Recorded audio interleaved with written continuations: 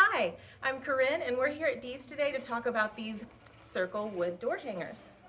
So this is the one that we did last year and you guys loved it so much. So we decided to do one for a different occasion. So we have a spring, summer, you could also use it for Easter one. This one, as you can tell, is a little bit more complex than the last one, but it's done exactly the same way and I'm going to show you how to do that today.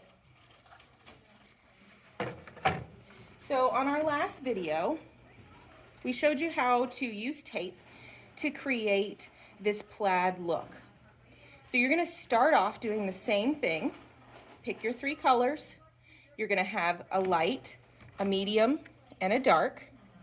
And then you're also going to pick 4 more other colors. So you'll have a light and a dark of one color and a light and a dark of another color. So that's the pink and then the hot pink here, and then the light blue and the more turquoise color here.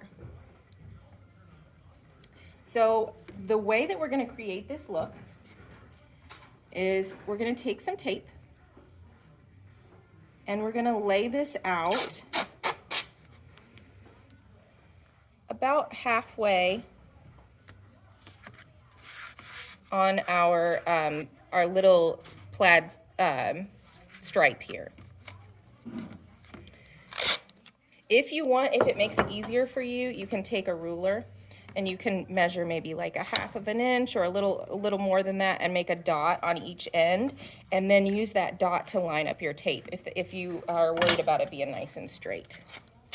Then the next one we're going to do is we're just going to leave a little space here, and you're going to do that all the way across.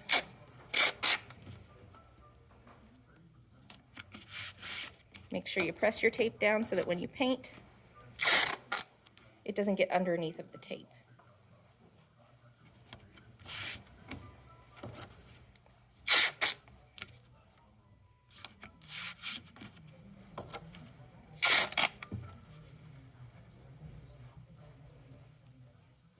Okay, nice and easy there. And you can measure all of those in between if you want to as well, but you certainly don't have to. So then you're going to start with your lightest color of your, so if you're doing pink and blue, you're going to start with your lightest color of your blue. We're going to take a little bit of paint, and we're just going to paint in between those lines. That's what's wonderful about the tape. You don't have to be perfectly precise. Now normally I would put a little bit thicker paint on here, but so that I can show you the next step, I'm just putting a little bit so that it'll dry really quick for my next bit of tape. One thing you can do to save tape is you can actually take an X-Acto knife and slice your masking tape down the center, and then that will create 2 pieces of tape for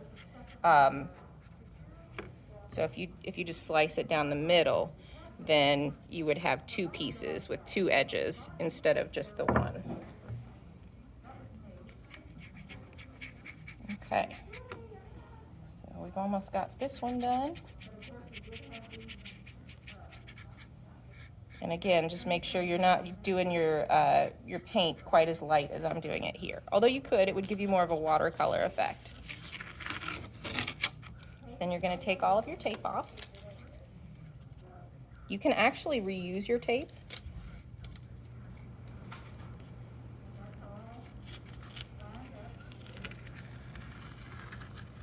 So that gives you some nice crisp edges. You want to go slow when you pull that tape off so that you don't pull the previous layer of paint up. If you've let it dry enough in between, you shouldn't have that issue, but you still want to kind of go slow, just like that. Sometimes going at an angle helps too. If you feel resistance, go even slower.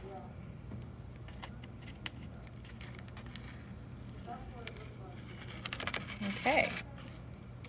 So the next thing we're going to do is the same thing, but going in the opposite direction. So approximately midway. So I'm on this particular one, I'm lining it up with this, but if you have a wider square, that might not work for you. So you can always, again, use the measuring technique. So what I'm doing is I'm creating these, so we had our vertical lines, now I'm doing the horizontal lines.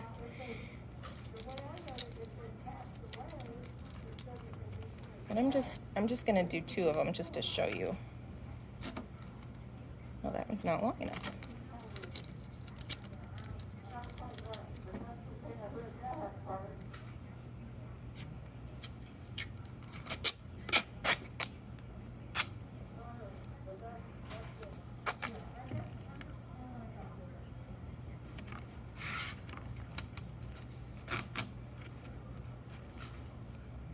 And one more. Get my hands out of the way so you can see what I'm doing. And right here, what I'm doing is I'm just trying to make the distance between this piece of tape and this piece of the tape the same as this one down here. Okay, so once I've got those on there, I'm gonna press anywhere the paint is gonna go again so it doesn't get underneath of the tape.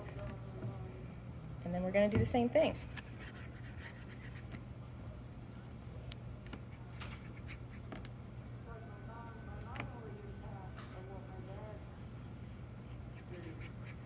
If you have a rainy day or a snowy day, this is gonna be a perfect project for you.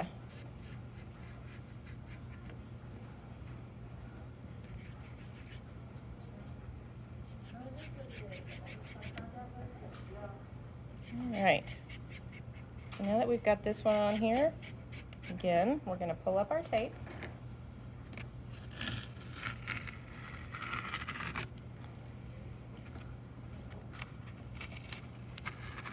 And as you can see here, what this has done is it's created a grid.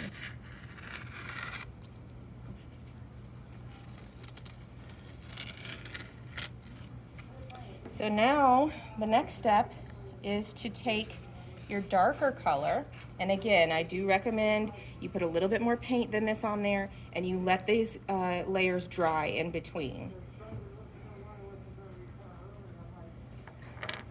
So all that's left to do is to take a little bit of our darker paint with a small squared off brush and follow the cross section of the grid. So I'm just using that nice edge to create a little square. And you're gonna do that in between every single one of these cross sections. And then after you've got all of those done, then we would repeat the process with our next color, but on the other side of the square. So this one's a little bit more to the top of the square. So your next color would be more to the bottom of the square. And if you see on our example over here, I've actually done 2 different sizes just to give it a little bit extra interest. So that's gonna be the super easy way to create plaid. Again, this one's just the next step up from our last one. Don't forget to follow us on our social media on Facebook and Instagram, and you can actually purchase the wood on our website, shopdeeslouis.com.